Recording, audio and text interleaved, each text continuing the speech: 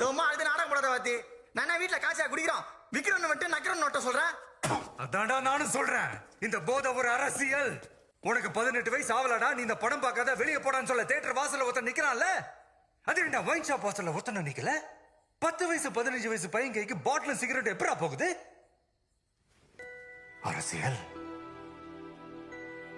அந்த அரசியலை தாண்டா பவானி பண்ணிட்டு இருக்கிறான்.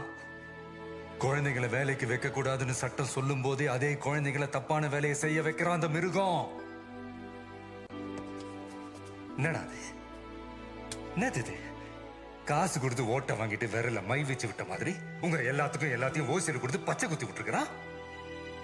உங்களுக்கு தண்ணி சாப்பாடு துணி எல்லாத்தையும் கொடுத்து குளிப்பாட்டி வச்சிருக்கான். எப்பா டேய் போதும்டா, இனிமே நல்லா சூப்பரா வாழ்ந்துருவோம்னு நம்மளும் அந்த பிள்ளைங்களை தாண்ட வண்டி ஏற்றி அமுச்சு வச்சிருக்கிறீங்க.